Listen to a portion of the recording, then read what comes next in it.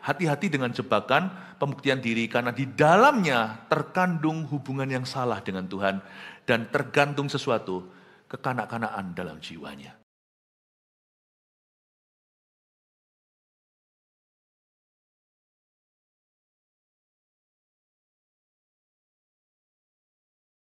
Bersyukur kepadamu, sentilan lewat drama mengajari kami suatu prinsip kebenaran yang tidak akan lapuk sepanjang zaman. Tuhan cinta orang rendah hati, bukan orang rendah diri, bukan orang minder yang Tuhan cari, tapi orang yang tahu diri, yang mengarahkan hatinya pada sumbernya dan punya tujuan yang mulia. Bapa, hamba berdoa ketika Engkau berbicara kepada kami, beri kepada hamba-Mu sebagai jubir-Mu untuk bisa menyampaikan kata-kata jelas, tegas, penuh kasih, tetapi tidak kompromi. Sembunyikan hamba di balik salib-Mu sebab Engkau tahu bahwa aku tidak mampu, hanya kemampuan-Mu. Dalam nama Yesus, amin. Seharian ini Creative Ministry mempresentasikan drama beda-beda sesuai dengan topiknya. Saya berikan tema besar kita, bahagiaku penuh, bahwa bahagia kita itu nggak tergantung dengan perkara-perkara materi juga. Bukan berarti kita punya mentalitas komunis, seperti orang yang kalau lihat orang lain, jika kita melihat orang lain lebih berhasil dari kita mau pangkas mereka. Saya rasa tidak ada level yang suci, itu tidak ada. Yang ada hanyalah orang yang punya tujuan dalam hidupnya. Karena itu, kalau kita melihat ada orang-orang yang suka flexing, kita jangan benci mereka, tapi kita juga jangan jadi seperti itu. Hari-hari ini, alangkah baiknya kalau kita itu mawas diri, karena Tuhan cinta orang yang rendah hati. Jangan cari musuh, jangan bangkitkan cemburu, karena tidak bangkitkan cemburu aja. Kalau Allah menyertaimu, akan ada orang yang iri hati. Saya dorong kita semuanya untuk diam-diam, yang penting bekerja dan berbuah. Jadi orang itu merendah, tapi biar Tuhan yang tinggikan kita. Khotbah saya seharian ini, semuanya ini berseri, topik-topiknya sebagai berikut. Please jangan ketinggalan salah satu, karena ada banyak sekali pewahyuan baru. Dan saya dorong Anda untuk mendengarkan masing-masingnya. Nah, kita sekarang sampai di kebaktian ketiga, yang saya beri judul, hati-hati jebakan pembuktian diri, Filipi pasal 3. Sebelumnya saya ingatkan sambil kita buka ayat-ayat yang akan kita bacakan, bahwa kepada orang di atas jangan iri, kepada orang yang di bawah kita jangan sombong. Gak perlu minder, tapi jangan angkuh. Saya percaya Tuhan ingin menjemput kita dimanapun posisi kita dalam hidup ini. Kalau mata kita tertuju kepada Kristus, Tuhan bisa tambahkan sesuatu. Saya ingin sekali sekian ribu orang yang dibaptis beberapa minggu yang lalu, termasuk kita jiwa lama, semuanya bisa dewasa. Dan firman itu tidak berhenti sampai penginjilan orang masuk sorga. Tetapi Yesus berkata, ajari umatku segala sesuatu yang kuperintahkan kepadamu. Perlu kita mengalami perkenanan Allah di dalam jiwa kita. Hati itu perlu didetoks, perlu dibersihkan dari waktu ke waktu. Saya berdoa, firman yang saya bagikan ini akan membuka wawasan bagi kita dan menjaga kita mengambil segala keputusan itu dengan bijaksana. Jangan takut sama orang, jangan takut apa kata orang. Tapi saya berdoa di dalam nama Tuhan Yesus agar kita semuanya itu, meskipun kita boleh berani, kita boleh ekspresi, tetapi ingatlah bahwa kita itu punya tujuan yang lebih tinggi.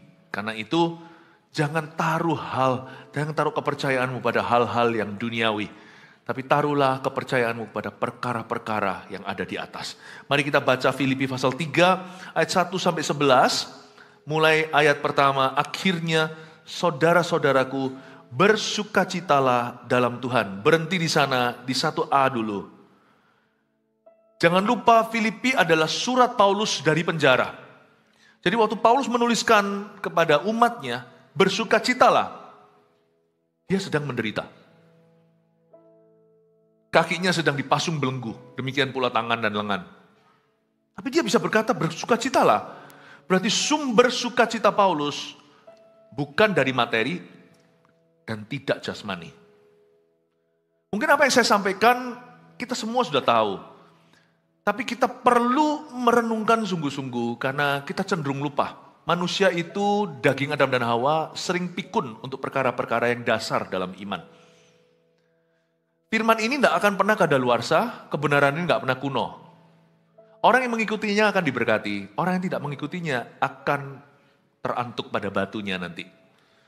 Kalau Tuhan bilang sukacitamu jangan dari perkara-perkara dunia, itu sungguhan. Percayalah Tuhan gak pernah salah. Bersukacitalah dalam Tuhan. Dalam bahasa Inggrisnya, rejoice in the Lord. Not in yourself or in the things of this world. Janganlah bersukacita dalam dirimu sendiri. Jangan bersukacita dalam perkara-perkara dunia. Sesuatu yang materi itu sementara. Hati-hati jebakan pembuktian diri. Karena kita ini makhluk panca indera. Kutuk Adam dan Hawa adalah apa yang kita lihat, kita cium, kita rasa. Itulah seluruh dunia. Tapi kita sebagai orang-orang yang diselamatkan, roh kita dihidupkan. Kita punya kehidupan yang jauh lebih dari itu. Saya ajak kita untuk tidak lupa. Bersukacitalah dalam Tuhan. Carilah perkara-perkara yang kekal yang Anda bisa taruh sukacita di dalamnya. Ayat 1b, menuliskan hal ini lagi kepadamu tidaklah berat bagiku dan memberi kepastian kepadamu. Hati-hatilah terhadap anjing-anjing, hati-hatilah terhadap pekerja-pekerja yang jahat, dan hati-hatilah terhadap penyunat-penyunat yang palsu. Karena kitalah orang-orang bersunat yang beribadah oleh Roh Allah dan bermegah di dalam Kristus Yesus dan tidak menaruh percaya pada hal-hal lahiriah.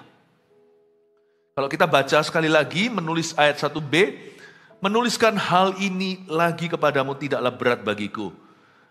Paulus sengaja menuliskan hal-hal yang mereka sudah tahu. Saya hari ini sengaja mengkhotbahkan hal-hal yang sudah kita kenal. Tapi perlu dari waktu ke waktu telinga kita mendengar lagi yang sudah kita ketahui. Roh Kudus mengingatkan kita supaya jangan sampai kita kilaf. Karena kalau orang salah itu dia gak kerasa sampai dia jatuh. Banyak perusahaan jatuh bangkrut. Dia tidak ngerasa di mana dia salah, tapi pelan-pelan erosi ke sana. Banyak keluarga pecah karena salah selangkah demi selangkah. Banyak individu jatuh tak terkecuali hamba Tuhan. Kejatuhan itu tidak semalam, Bapak Ibu Saudara, tapi kompromi pelan-pelan. Menuliskan hal ini lagi kepadamu tidak berat bagiku. Paulus ingatkan sesuatu yang mereka sudah pernah dengar. Tuhan itu begitu baik. Salah satu sifat Tuhan itu lemah lembut. Makanya ada kata seperti ini dalam bahasa Inggrisnya, gentle reminder. Tuhan itu selalu menjadi gentle reminder kita. Dia selalu mengingatkan kita. Mengingatkan dengan lemah lembut. Tuhan tidak pernah menuduh, mendakwa. Tapi Tuhan mengingatkan kita hari ini, again and again, that you need not prove yourself to anyone, bahwa kita tidak perlu jatuh dalam jebakan pembuktian diri. Ngapain kita membuktikan diri kepada orang lain? Yang patut kita lakukan adalah mensyukuri segala yang kita miliki dan mengelolanya baik-baik. Hati-hati, karena manusia itu rawan. Di seluruh dunia, organisasi apapun, society atau masyarakat manapun, drama orang itu mau drama Indonesia, drama Spanyol zaman dulu, zaman dulu Cassandra, sekarang drama Korea, mana-mana semua sama seputar itu isu-isu hati atau yang dipersoalkan oleh hati manusia. Cuman bedanya aja wajahnya. Song Hye Kyo, ya. Song Hye Kyo. Kalau kelihatan orang yang kayak Song Hye tadi, orang ini yang ngaku-ngaku kayak Song Hye Kyo, kita hanya bisa komentar. Kalau orangnya gaya gitu, bukan Song Hye Kyo, Song Haya. Kalau ada orang yang flexing-flexing, jangan benci, tapi jangan jadi seperti itu. Tapi kalau berlebihan, Anda berhak untuk berkata, siapa? Siapa apa? Siapa yang tanya? Ketahuan kalau orang itu sudah pembuktian diri adalah kalau dia menjelaskan lebih daripada yang ditanyakan. Dan kalau tidak ada orang tanya, dia tunjukkan. Hati-hati loh, kayak gini-gini itu cepat lambat mengundang kutuk. Why? Why mengundang kutuk? Karena sekarang ini zamannya narsis. Saya harus ingatkan Hezekiah, Raja Hizkia, pamer sama orang-orang Babilonia yang waktu itu belum superpower. Dia cerita, dia pamerkan dulu waktu itu masih negara Asyur yang berkuasa, ya, Assyrians, bukan Babylonians. Nanti baru Irak atau Babel yang bangkit. Dia ceritain semua. Mereka itu cuma datang kasih upeti sama raja, cuma tanya how are you, apa kabar, ditunjukin semua. Gedung-gedung persenjataannya, lumbung-lumbungnya, tempat dia simpan harta kekayaan, rahasia negara, teknologi IT high-tech-nya, semua ditunjukin. Ketara, kalau orang itu kedagingan adalah kalau dia lepas kendali.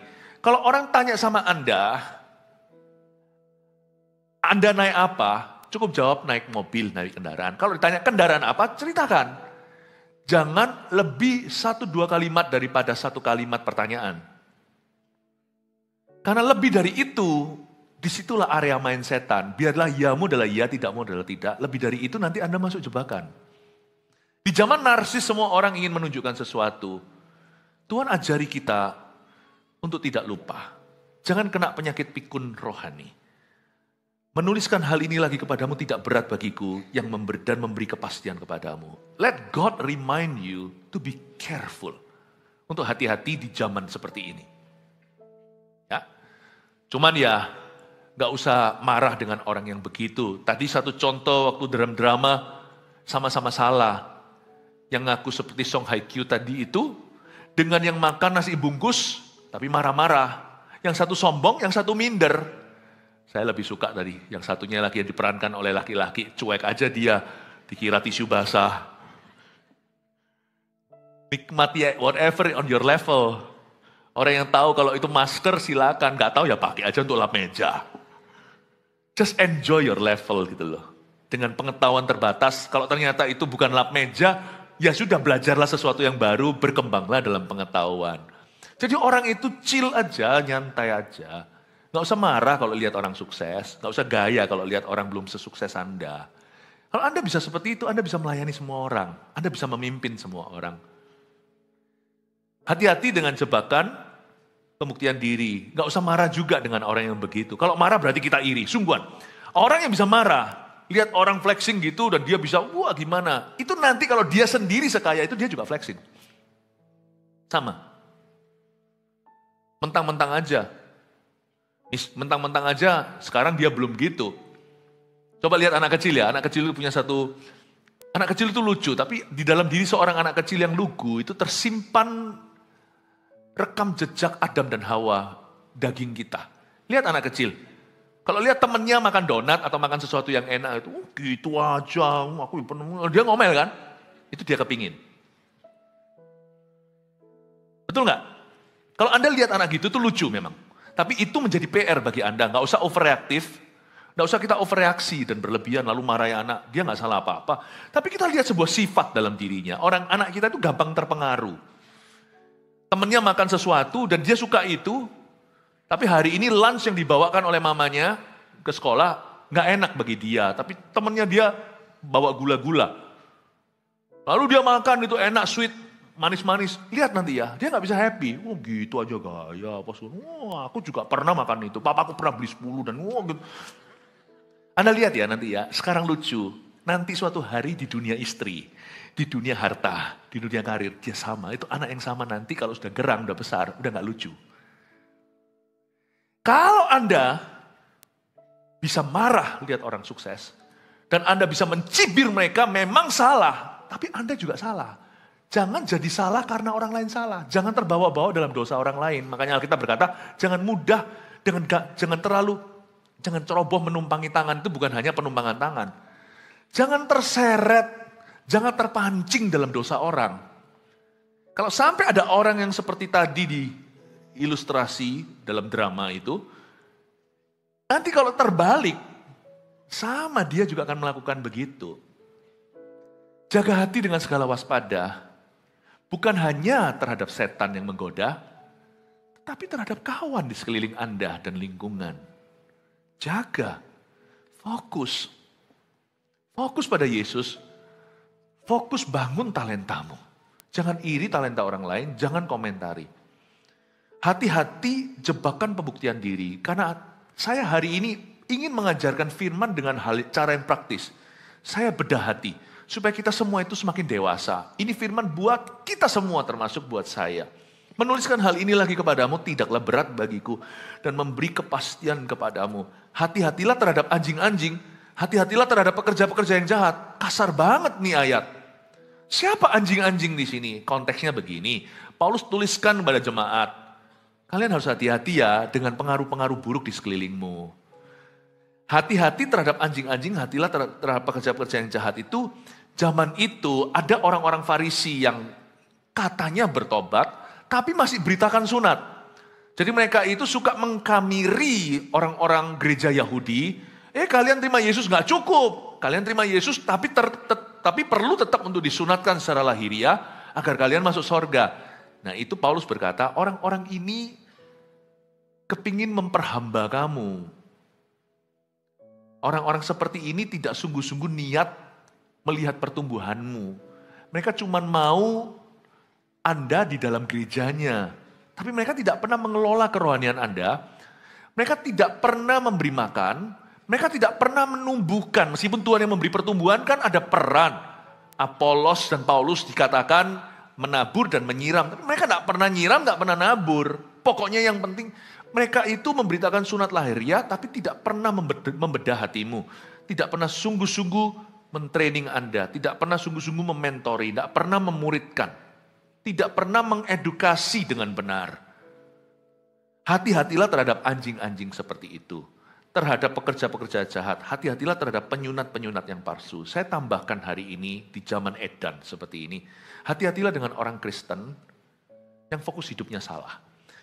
Anjing-anjing, pekerja-pekerja jahat, penyunat-penyunat yang palsu di sini bicara tentang the false spirit of the day. Ilah zaman itu. Hati-hati dengan ilah zaman ini. Hati-hati dengan false spirit, dengan roh yang salah. Karena zaman ini sekarang, orang Kristen juga bisa tersesat, lihat orang Kristen yang lainnya. Orang Kristen lihat orang Kristen lainnya, be careful, hati-hati dengan false spirit, dengan roh yang salah. Yaitu orang-orang Kristen, Paulus lagi arahkan orang-orang Kristen yang tidak tertarik pada kerohanian yang sesungguhnya, kerohanian yang sejati, tapi orang-orang Kristen yang berkecimpung di perkara-perkara duniawi. Karena kitalah orang-orang yang bersunat, ayat 3, yang beribadah oleh roh Allah, dan bermegah dalam Kristus Yesus, dan tidak menaruh percaya pada hal-hal lahiriah. Kita adalah orang-orang yang bersunat, yang beribadah oleh roh Allah. Beribadah oleh roh Allah. Beribadah oleh roh Allah. Paulus memberikan sebuah standar. Standar Paulus dibilang tinggi ya tinggi, dibilang sederhana ya sederhana. Righteousness, peace, joy in the Holy Ghost. Lagu lama tuh. Righteousness, peace, and joy in the Holy Ghost. That's the kingdom of God. Dulu ada satu WL namanya Ron Kenoly, suka nyanyi lagu itu, zaman-zaman tahun 90-an. Terjemahan kira-kira begini, righteousness, kebenaran atau kekudusan, peace, damai sejahtera, joy, sukacita di dalam roh Allah. Ini yang disebut beribadah oleh roh Allah. Righteousness, peace, joy in the Holy Ghost. Righteousness, peace, and joy in the Holy Ghost. That's the kingdom of God. Itulah kerajaan Allah. Don't you wanna be a part of the kingdom? Don't you wanna be a part of the kingdom? Don't you wanna be a part of the kingdom? Come on everybody. Wah, itu kalau Ron Kenoly yang nyanyi enak, kalau saya terlalu sayu. Itulah kerajaan Allah. Beribadah oleh roh Allah itu, orang itu tidak akan mengarahkan mata kepada sesuatu yang fana sebagai akhir segala sesuatu. Apapun yang fana itu hanyalah transitan doang. Matanya tidak tertuju di situ. Orang Kristen yang benar itu fungsional. Jadi misalnya kalau kita itu punya sesuatu yang sifatnya duniawi, kita tidak arahkan mata orang ke sana semata-mata supaya mereka memperhatikan itu. Dan motivasi kita dipertanyakan. Boleh nggak kita punya rumah yang bagus? Ya monggo silakan. Siapa bilang kalau orang tinggal di gubuk atau tinggal di bawah jembatan itu lebih holy. Bisa jadi memang mereka kasihan, memang kehidupan tidak ramah, memang belum beruntung kata orang, atau bisa jadi juga karena mereka salah mengelola, bisa jadi. Jadi kalau hartamu bertambah, hatimu jangan melekat padanya. Kadang-kadang Tuhan izinkan harta bertambah karena orang itu setia kepadanya. Nah, kalau kita mengelola, tangan rajin pasti membuat orang beruntung. Dan kalau kita menabung, pasti kita beruntung. Gimana enggak? Enggak mungkin orang tidak jadi lebih kaya jikalau dia mengelola dengan benar. Gampang sih, hukum ekonomi itu sebenarnya mudah. Jangan biarkan pengeluaranmu melebihi pemasukanmu.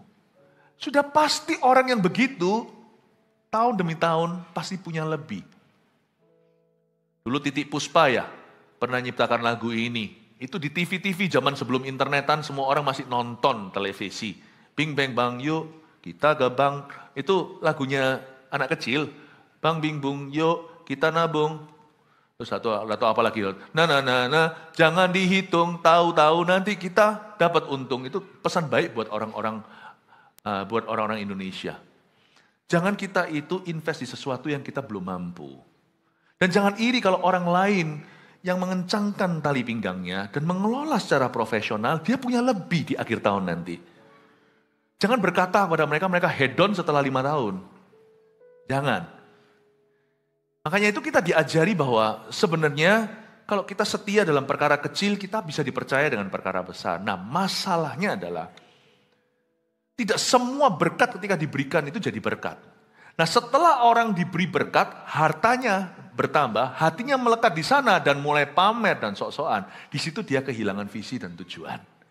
Karena orang Kristen yang benar itu fungsional. Dia tidak akan mengarahkan mata kepada sesuatu yang fana, tidak ada purpose-nya. Dan itu dipertanyakan. Kalau ujungnya hanya menyombongkan atau bermegah selain bermegah di luar Kristus. Makanya di Alkitab dikatakan di ayat 3, kita baca sekali lagi. Karena kitalah orang-orang yang bersunat. Yang beribadah oleh Roh Allah. Roh Kudus itu enggak begitu. Roh Kudus itu enggak pernah iseng.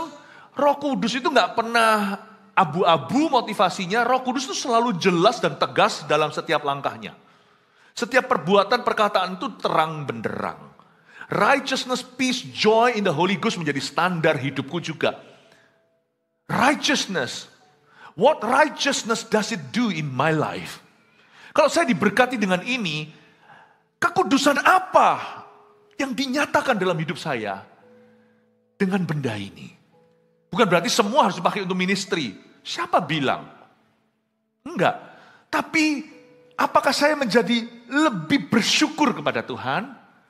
Apakah saya menjadi orang yang lebih terbeban, lebih peka dengan orang lain, tidak selalu berujung pada pemberian? Tuhan tidak pernah suruh kalau kita punya kekayaan jual semuanya. Berikan pada orang miskin itu cuma kepada satu orang aja. Di seluruh Alkitab Tuhan bilang begitu.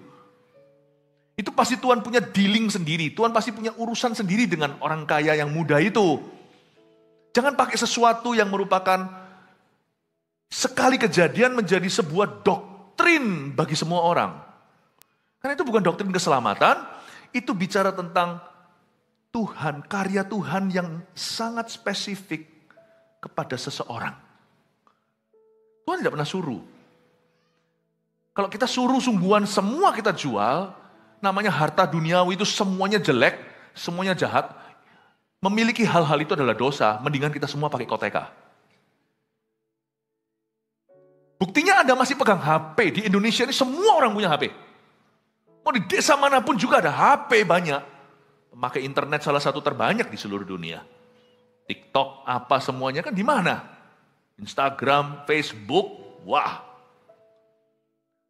Sebenarnya kita hanya bisa menuduh orang yang di atas. Kamu punya lebih, kamu harus kasih semuanya. Nah kamu punya kurang kok, gak kasih semua. Ya kan aku masih kasihan. Nah kasihan menurut kamu. Coba kalau dilawankan dengan Mozambik di Afrika. Air bersih aja mereka minum air lumpur. Anda minum air. Masih bisa pegang botol sekarang di mana-mana. Di sini gelas, botol air mineral itu di mana-mana. Jangan minum sekalian kalau mau holy. Minumlah air selokan. Mana standarnya kalau gitu? Righteousness. peace, joy in the Holy Ghost. Apakah semua berkat yang Allah berikan ini membuat kita lebih haus dan lapar akan pengakuan? Atau membuat kita lebih jadi orang yang puas dan berkata, Tuhan terima kasih, Engkau terlalu baik bagiku. Membuat kita itu selalu jadi orang yang ready dan berkata, Tuhan pakailah aku. Apakah itu membuat kita semakin joyful, semakin bersuka cita? Apakah membuat kita jadi orang yang merasa cukup dan bersyukur dengan keadaan kita? Apa membuat kita lebih rajin melayani sesama kita? Apakah membuat kita jadi lebih rajin berdoa? Apa membuat kita jadi lebih otomatis kalau ada orang punya kebutuhan, gak tentu soal keuangan ya. Hati-hati dengan orang kalau diberkati Tuhan secara keuangan lalu selalu dilabel bahwa orang itu donatur. Saya paling gak suka dengan yang gitu. Anda akan terkejut dalam kerajaan Allah. Allah tidak hanya memakai orang kaya, Allah memakai juga seorang janda yang memberi 2 peser uangnya. Kerajaan Allah tidak pernah dibangun di atas muka bumi ini, atas dasar orang kaya atau orang miskin. Tapi orang yang murah hatinya. Nah kalau semuanya Anda misalnya diberkati dengan berkat lebih, apakah itu membuat Anda jadi lebih otomatis kalau lihat kebutuhan orang lain? Apakah sukses kita promosi misalnya seperti tadi, tadi itu promosi orangnya, kalau beneran nih bukan karena pinjam online tadi ya kan, kalau beneran dia itu mengalami promosi dalam dunia kerjanya sekarang jadi general manager, apakah membuat Anda itu jadi lebih tidak dapat didekati, lebih eksklusif? Eksklusif sih perlu. Bayangin kalau posisi presiden tidak eksklusif, gampang assassination, gampang dibunuh. Wah, egois kalau presiden membiarkan dirinya rawan. Kalau dia mati, itu goyang satu negara. Jadi mau tidak mau harus ada pas pampres. Setiap pekerjaan, setiap profesi, setiap kedudukan, setiap promosi itu selalu ada suatu batas-batas yang diperhatikan. Tapi pertanyaannya, setelah Anda menjadi general manager misalnya, itu membuat Anda lebih gaya atau membuat kita jauh lebih peka? Karena kita ini super kamsyah, berterima kasih sama Tuhan. Rasa nggak layak aku ini diangkat, kalau kelihatan orang susah itu kepingin bantu. Menolong itu nggak selalu soal donasi, tapi kita itu lebih ringan tangan, mendoakan, atau kita lebih datang ke gereja, biar yang lain melayani. Kedudukan itu bolehlah kita dapat kedudukan. Karena kedudukan itu kan tempat duduk. Tapi kedudukan itu apakah naik ke kepala kita jadi gaya? Jika membuat kita jadi lebih tidak bergerak, lebih tidak responsif dengan Tuhan dan dengan kebutuhan yang di sekeliling kita. Nah, disitulah kita akan tahu bahwa berkat itu tidak menjadi righteousness in your life. Berkat itu tidak menjadi kebenaran dalam hidupmu. Tidak menjadi peace, damai. Menjadi joy. Meskipun tadi ini fiktif ya ceritanya, tapi ini bagus untuk mengingatkan kita. Tahukah ketika kita flexing dan pamer, itu sebenarnya kita sedang mencobai orang lain. Ada 2 macam orang, kalau Anda ketemu orang yang dewasa rohani, gak masalah sih, komentar pun kagak. Oh iya.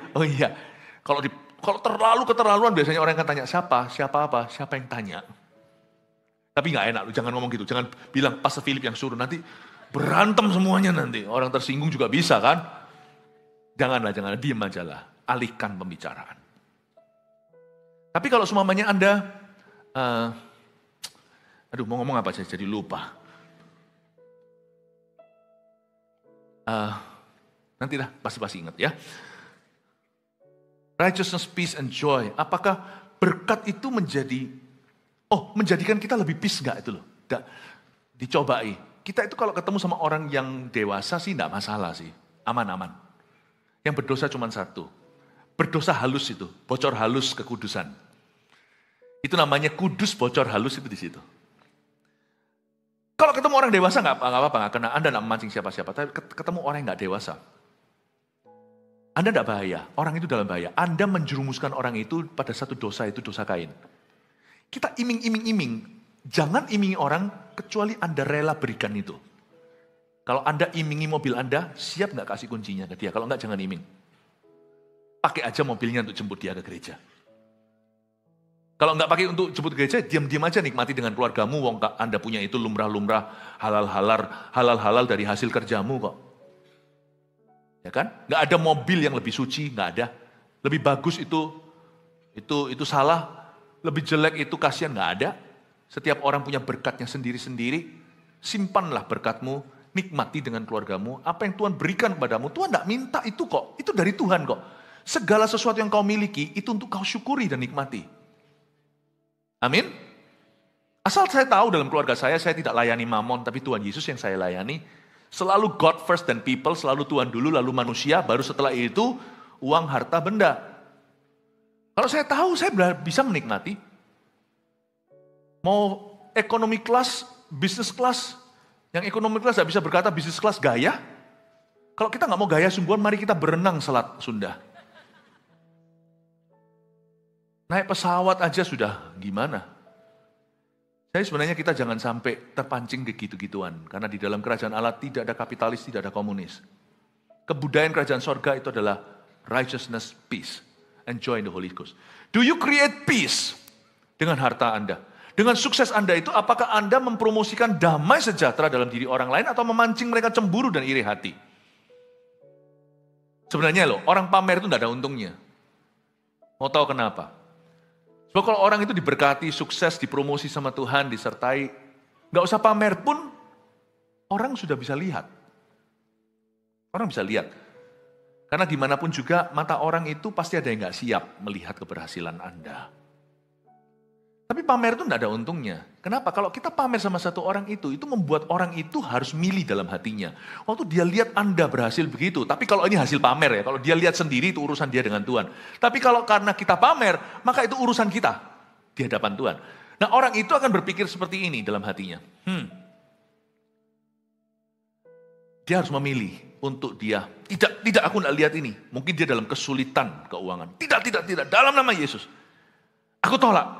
Jadi terjadi peperangan rohani, nggak perlu. Anda membuang waktu orang itu. Atau kalau enggak,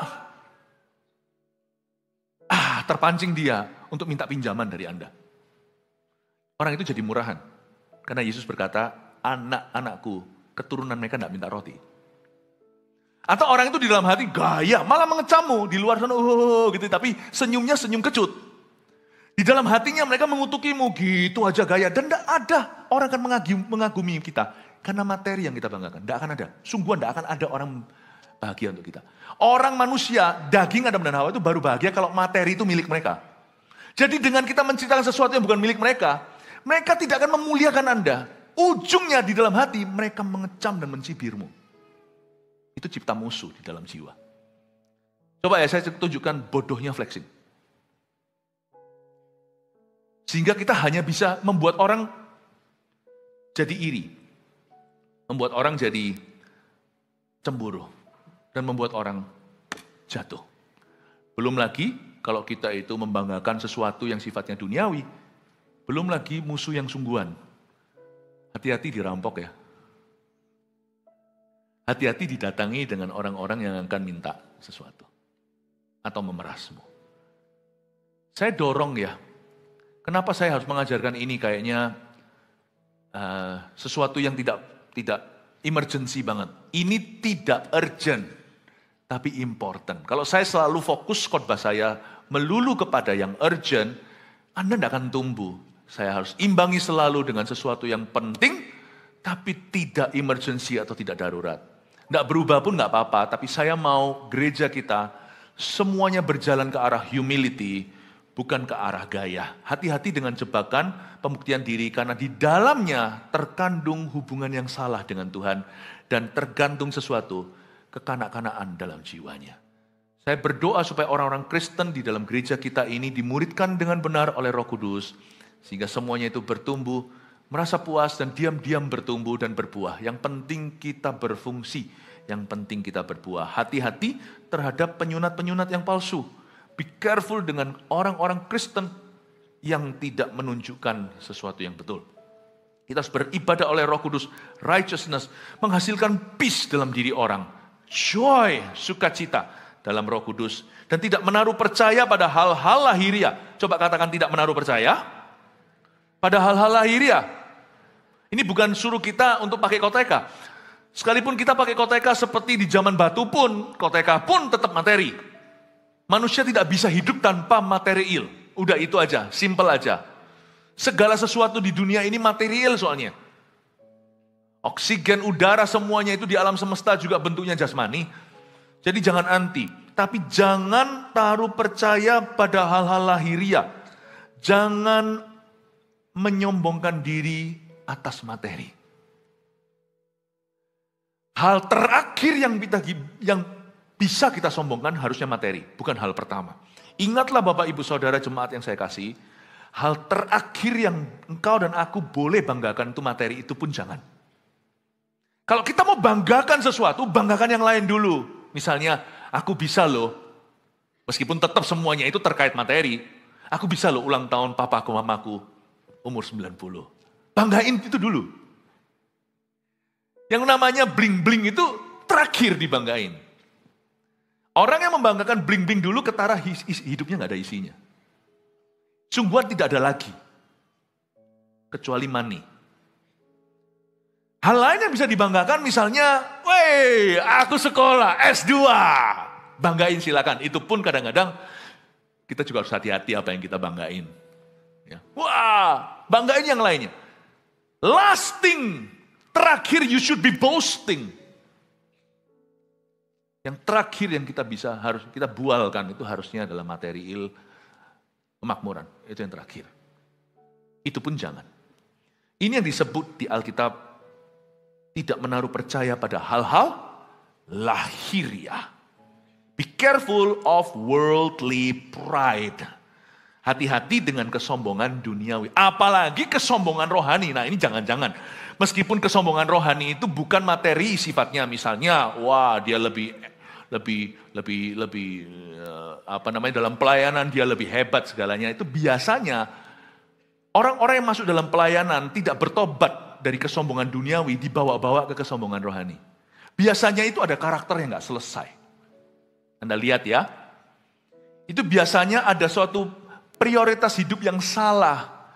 Definisi yang salah di dalam hati dan jiwanya. Orang seperti ini butuh mengalami reformasi dari Roh Kudus. Gak cukup dia hanya mengaku kenal Kristus. Anda dan saya mesti buka hati dan jiwa kita untuk sungguh-sungguh dilayani oleh Tuhan. Di ibadah sebelumnya tadi saya jelaskan, kekristenan ini bukan tidak sama dengan masuk ke gereja. Sekalipun orang yang kenal Kristus pasti masuk gereja. Orang kenal Kristus gak akan masuk ke rumah ibadah yang lain kan. Pasti beribadahnya di rumah Tuhan. Tapi kekristenan yang sejati itu bukan masuk gereja. Tapi Yesus masuk ke kebiasaan burukmu. Atau Yesus masuk kepada segala sesuatu yang bukan pengenalan akan Allah dan bukan kebenaran dalam hidupmu dan mengubah itu. That's Christianity. Dengan itu saya mengambil tantangan hari ini untuk membawa itu ke jemaat. Kita butuh sungguh-sungguh mengalami reformasi, some of us. Kita mesti bertobat dari hal-hal yang itu yang membuat sehingga seringkali nama Yesus tidak wangi. Sebenarnya nama Yesus selalu harum, tapi kitanya yang kurang harum. Be careful dengan ini. Berkat itu perlu careful handling. Saya ngomong begini ini bukan berarti saya berdoa supaya Anda diberkati, karena saya tahu jemaat ini akan diberkati.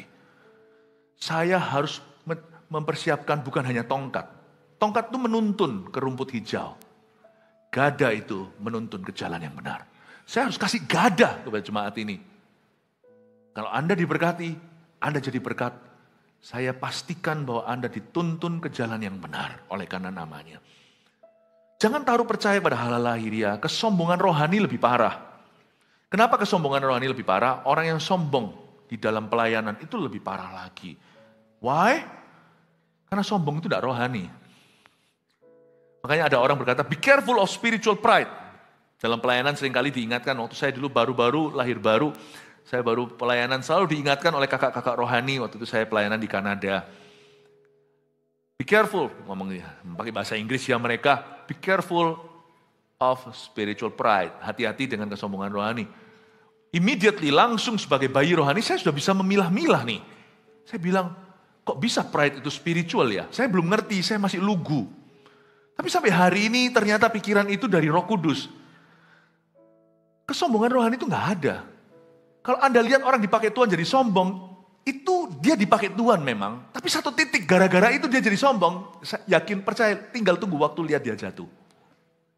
Sebab kesombongan itu nggak pernah rohani.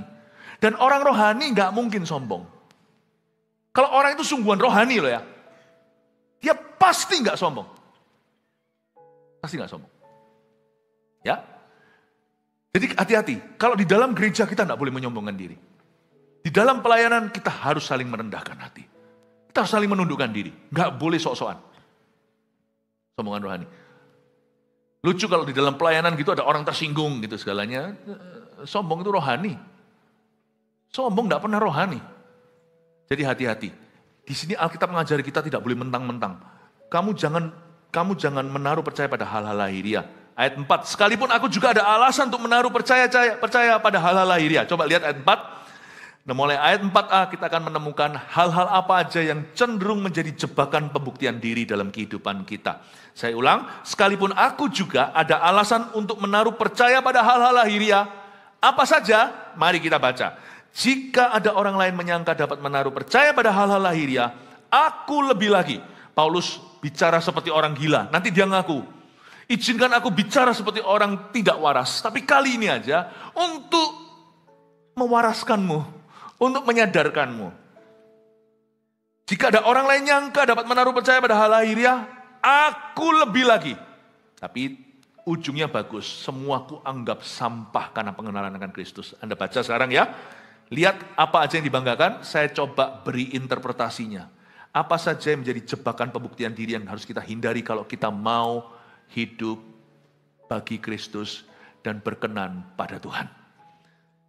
Disunat pada hari ke-8 dari bangsa Israel, dari suku Benyamin, orang Ibrani asli, tentang pendirian terhadap hukum Taurat, aku orang Farisi.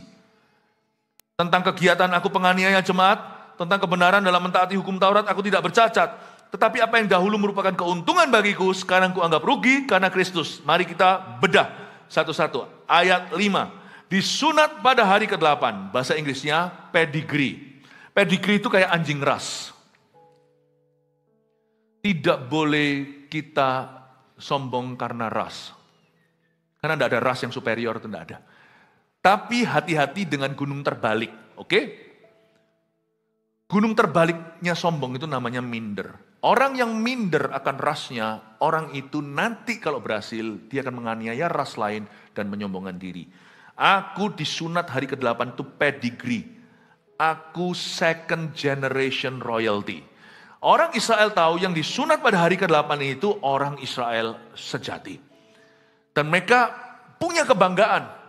Sebenarnya anak-anak Abraham, keturunan Abraham itu punya kebanggaan nasional.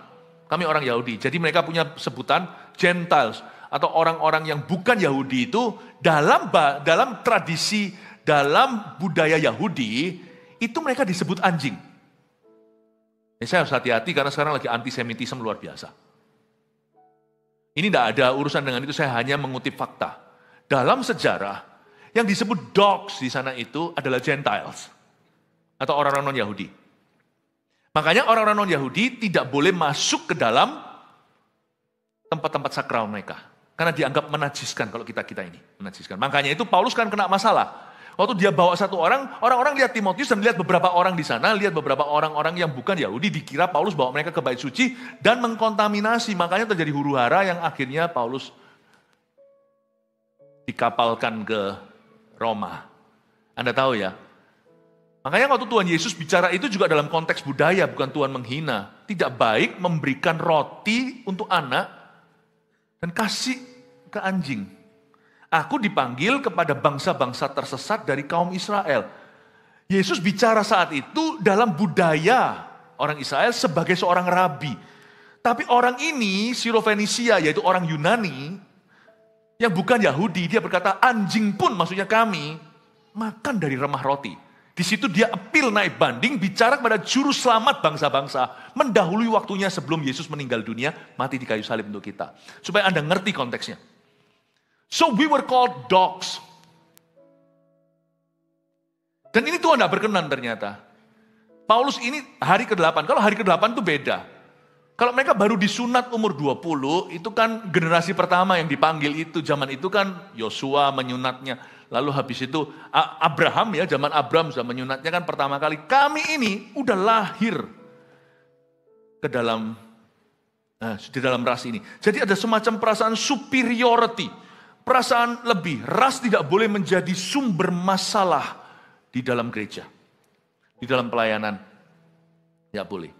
Meskipun secara manusia, cross cultural anything atau segala sesuatu yang lintas budaya itu lebih susah, sungguhan lebih susah.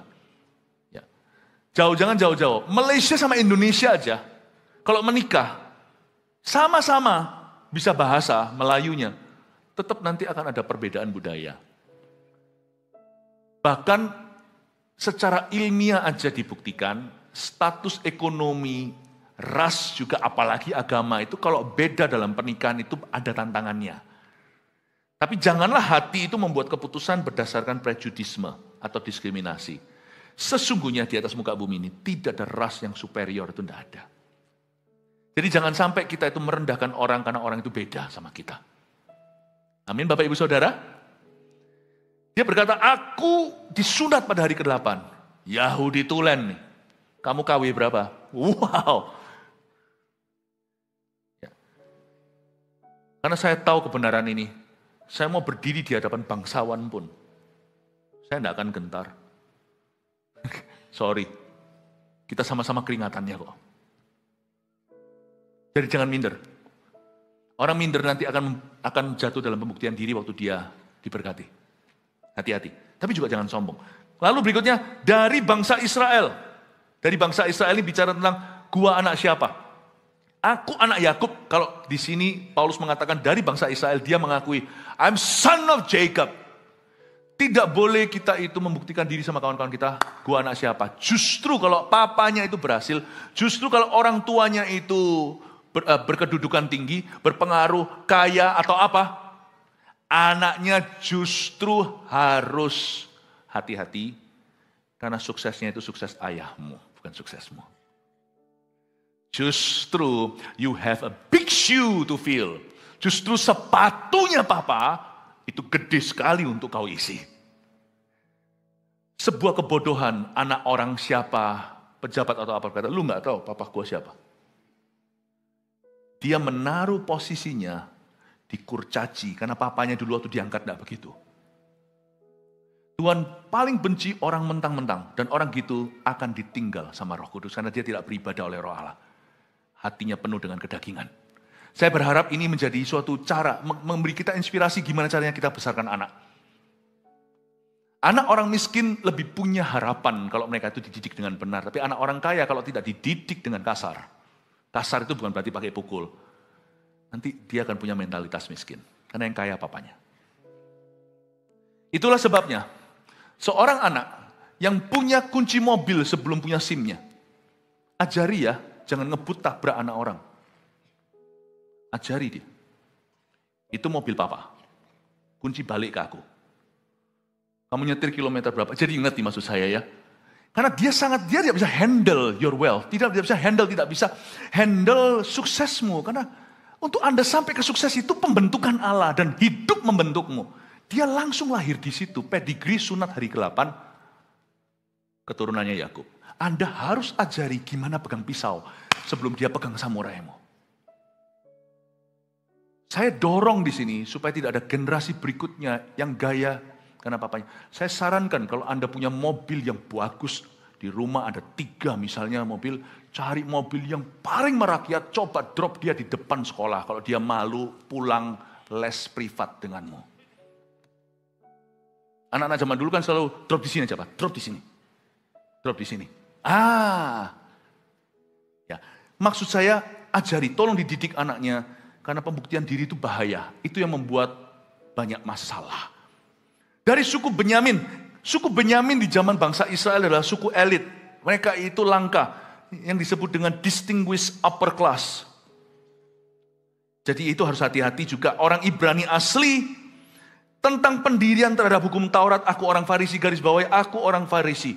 Zaman itu di zaman Paulus. Kalau orang berkata aku orang Farisi. Zaman sekarang nama mereka jadi busuk. Gara-gara di kitab Injil orang Farisi ahli Taurat. Disebut oleh Yohanes Pembaptis ular beludak. Tidak semua orang Farisi, Nikodemus pun orang Farisi. Tidak semua orang Farisi itu sebenarnya seperti itu. Tapi kata orang Farisi di sini itu tidak ada negatif sebenarnya. Kata orang Farisi di sini itu menunjukkan incredible achievements. Untuk seorang bisa dapat jadi Farisi itu dia harus melalui strata yang banyak dan incredible achievement atau banyak pencapaian-pencapaiannya sebelum dia bisa disebut sebagai kaum elit itu. Bapak, Ibu, Saudara, jangan bahkan Tuhan menyuruh kita di sini lewat contoh-contoh Paulus. Jangan banggakan your achievement because you still keep achieving, you see. Jangan banggakan apa yang telah kau capai, karena Anda masih harus mencapai banyak hal di depan. Masih ada banyak hal, lebih banyak yang belum tercapai. Saya selalu ingatkan, semua kemuliaan yang pernah terjadi dalam kehidupan kita itu belum semuanya. Tuhan masih menyediakan kemuliaan yang lain. Lebih banyak yang belum kita capai daripada yang sudah kita capai. Karena itu, jangan berbangga sekarang. Lalu habis itu tentang kegiatan aku penganiaya jemaat. Tentang kebenaran dalam mentaati hukum Taurat, aku tidak bercacat. Garis bawah ini tentang kebenaran dalam mentaati hukum, aku nggak cacat. Bahkan Tuhan pun lewat cerita ini melarang kita membanggakan diri sebagai orang baik. Tentang dalam menjalani hukum Taurat, mentaatinya, aku tidak bercacat. Bahkan orang baik pun tidak boleh bangga, dia orang baik. Mau tahu kenapa? Orang baik yang mulai berbangga, aku ini orang baik, hati-hati besok dia jadi orang jahat. Karena orang baik itu belum mati, dia masih bisa jadi jahat. Amin Bapak Ibu Saudara. Jadi kita sekarang lihat flexing-flexing itu bisa terjadi dari loophole, dari lubang apa aja. Dari lubang gua anak siapa. Sesuatu yang belum milikmu, kita masih bocil atau masih bocah. Bisa masuk juga dari pencapaian, wah aku lebih hebat karena aku gitu. Tuhan selalu ingatkan saya, kalau kamu banggakan 1, aku tidak akan kasih kamu 10. Kalau kamu bangga 10, kamu tidak akan lihat 100. Kalau kamu bangga dengan 100, lupakan 1000. Kalau kamu bangga 1000, kapan 10.000-nya selama-lamanya kau tunggu. Kalau kamu 10.000, 100.000, kamu sudah bangga. Kamu tidak akan pernah melihat 1 juta itu terbit di depanmu. 1 juta manusia. Tuhan ingatkan saya, selama orang itu masih OTW, on the way, dan di bawahnya itu masih ada langit. Di atasnya maksudnya. Kalau di bawahnya langit lah, sombong lah. Kalau di atasnya masih langit, jangan Bapak Ibu Saudara. Flexing itu bisa masuk dari berbagai macam hal. Hati-hati dengan pembuktian diri ini. Ayat yang ke-7, tetapi apa yang dahulu merupakan keuntungan bagiku, sekarang kuanggap rugi karena Kristus. Malahan, segala sesuatu kuanggap rugi, karena pengenalan akan Kristus Yesus Tuhanku lebih mulia daripada semuanya. Oleh karena dialah aku telah melepaskan semuanya itu dan menganggapnya sampah supaya aku memperoleh Kristus. Kata sampah di sini nggak enak sebenarnya, makanya saya suka bahasa Indonesia itu santun sekali. Kata sampah di sini bahasa Inggrisnya dung, D-U-N-G, dung, yang artinya sorry ya, pup. Tapi memang bahasa aslinya itu sebenarnya bahasa Yunani. Perjanjian baru pakai bahasa Yunani kuno. Semua aku anggap pup, kotoran. Supaya aku memperoleh Kristus. Ini bukan berarti kita buang itu, bukan. Kita melihat diri kita sebagai pengelola, bukan pemiliknya. Sukses, nama, keberhasilan, harta, kedudukan, pengaruh. Semuanya itu kita hanyalah pengelola. Kita harus agree ini kalau kita Kristen. Kita harus setuju. Dan kita harus mulai dengan page halaman ini untuk masuk ke halaman berikutnya.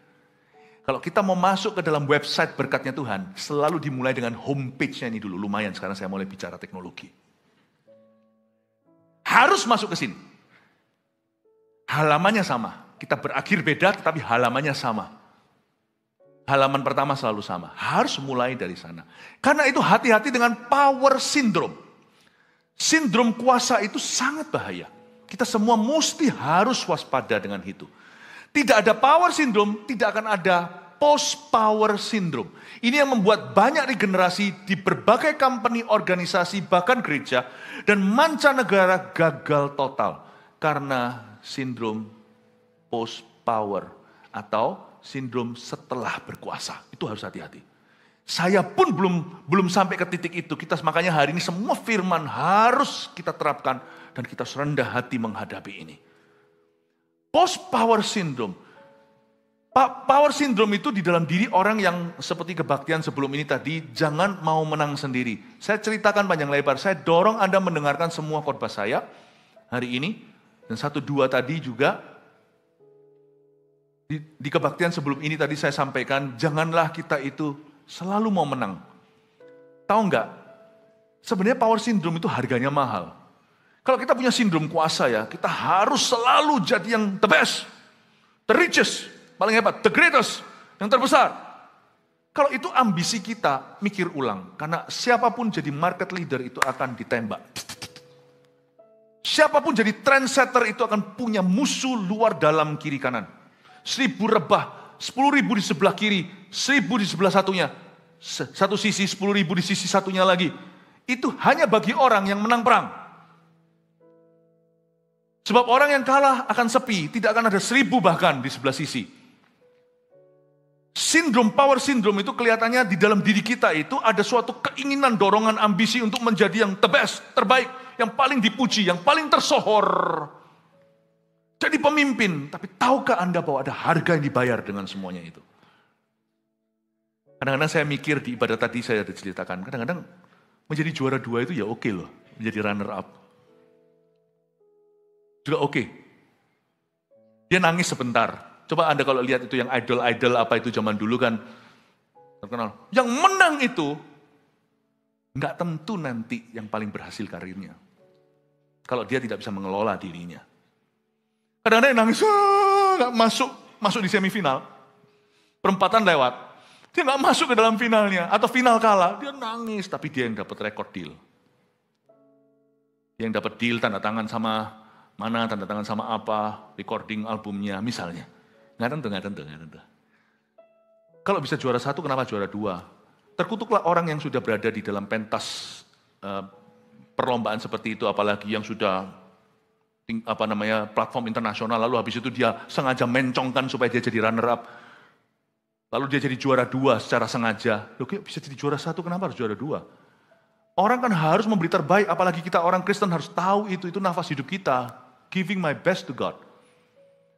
Dan kalau your best isn't enough, kalau Anda ternyata di nomor 2 kan, I think it's okay sih.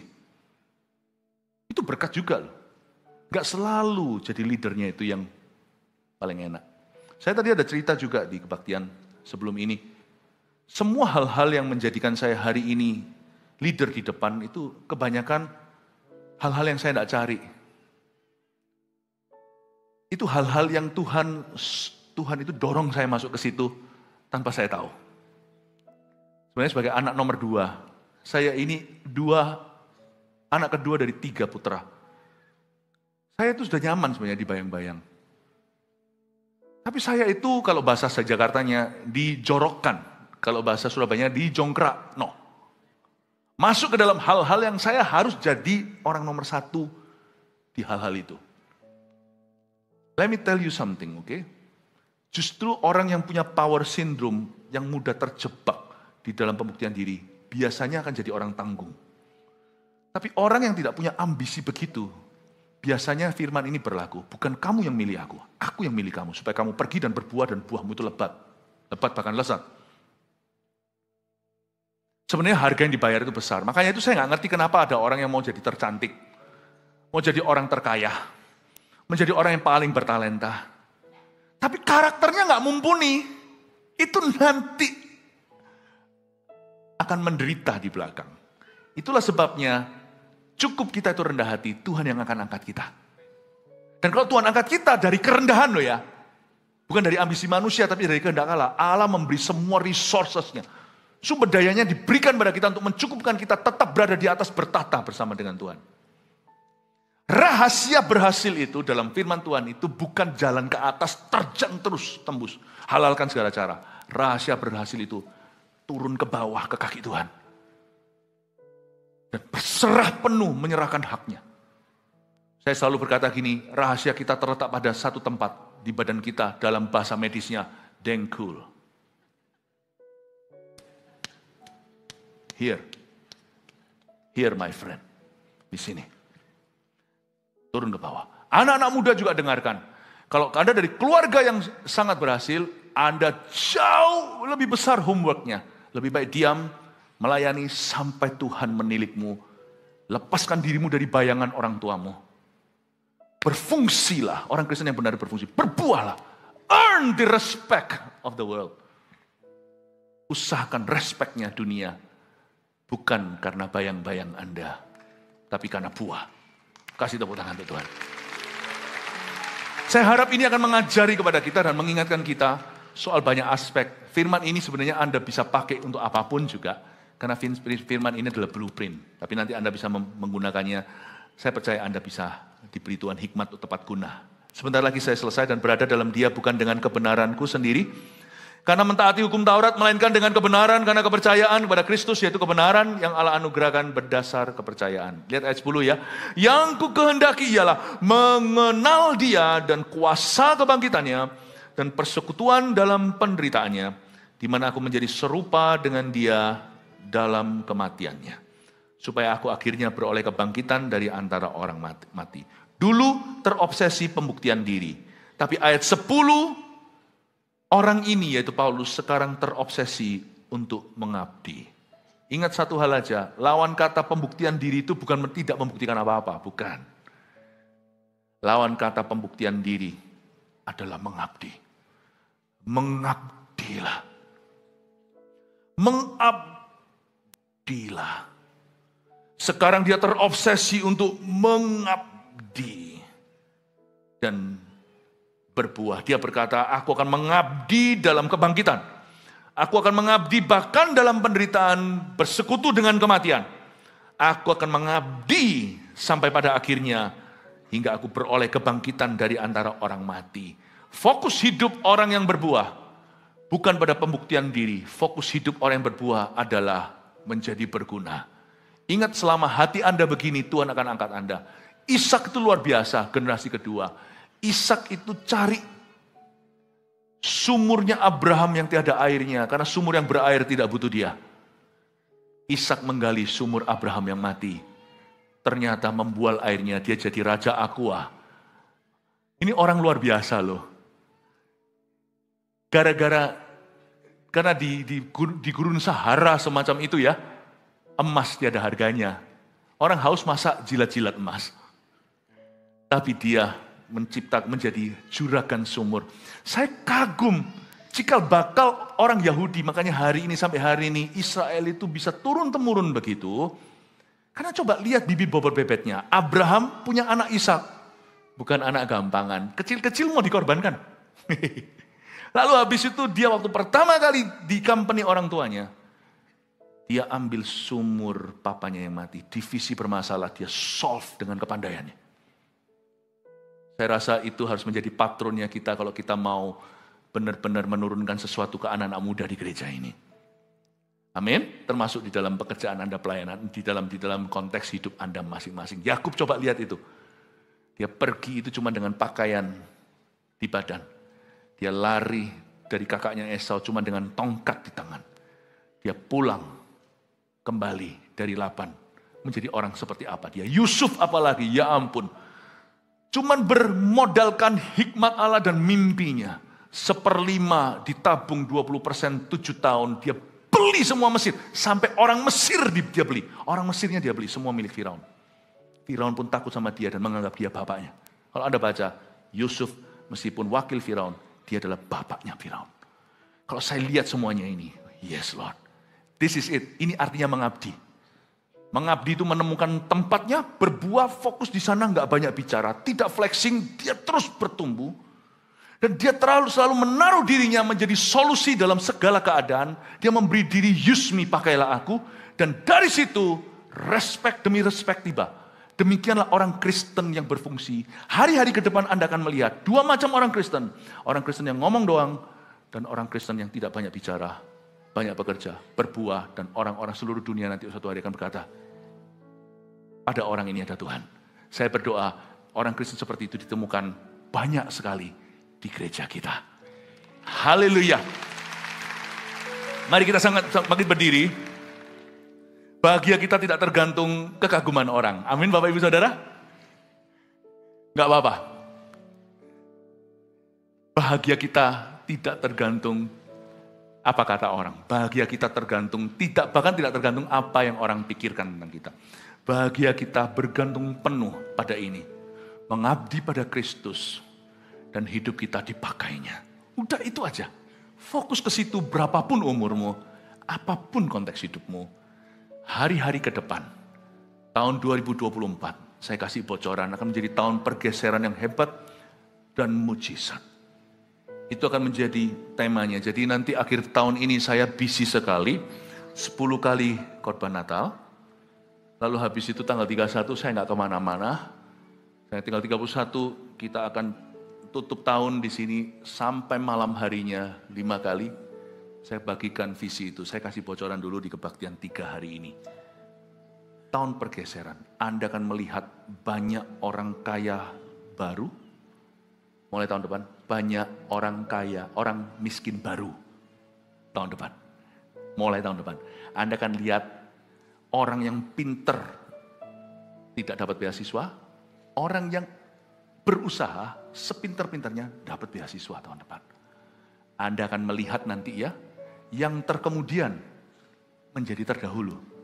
Pupuk bawang jadi pemain baru setiap sektor, bahkan dalam gereja yang tidak dibayangkan dipakai Tuhan. Tapi semua orang tahu ya itu melulu malah justru ditinggalkan seperti Saul. Makanya saya hari ini ajarkan pada Anda supaya Anda turun-temurun seperti Abraham, Ishak, Yakub diberkati Kristus. Jangan ada pembuktian diri. Jangan jatuh ke jebakan itu. Di jebakan itu tidak ada Kristus di dalamnya.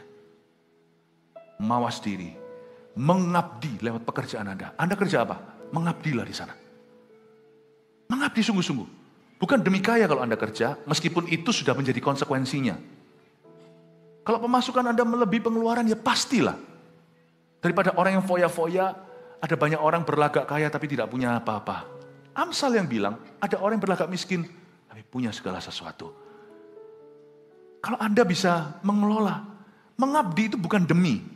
Mengabdi itu karena. Saya mengabdi karena Yesus memanggil aku, dan ini talentaku. Mengabdi itu bukan demi, aku mengabdi demi. No, mengabdi itu karena. Aku mengabdi karena Tuhan yang taruh aku di sini. Kalau Anda studilah. Jangan Anda minder dengan yang jenius-jenius itu. Ya nggak usah belajar sambil main game besok langsung dapat A. Anda harus belajar 7 jam baru dapat A-, kalau nggak B+. Nanti Anda kaget nanti ya. Yang dapat kerjaan dulu kalau lulus itu nanti Anda. Bukan orang itu. Karena Anda gigih. Anda jangan terkejut ya. Banyak ironi tahun depan, mulai tahun depan. Terlalu banyak ironi di dalam masyarakat. Anda akan terkejut. Semoga ironi itu jatuh ke tempat permai untukmu. Izinkan gada hari ini berbicara dan tongkat ini menuntunmu ke jalan yang benar dulu. Sebelum ke jalan susu dan madu. Semoga hidup Anda diberkati. Really I love you. Really I love you. I really want to see you succeed. Saya ingin melihat Anda berhasil. Jemaat terkasih yang dicintai Tuhan, mari kita mengangkat tangan untuk menerima berkat dari Allah Bapa, kasih karunia dari Tuhan Yesus dan pengurapan persekutuan dengan Roh Kudus menyertaimu dari sekarang sampai Tuhan datang. Pulanglah membawa damai sejahtera, bahagiamu penuh karena Yesus beserta. Dalam nama Yesus, haleluya. Amin. Selamat siang, Tuhan berkati.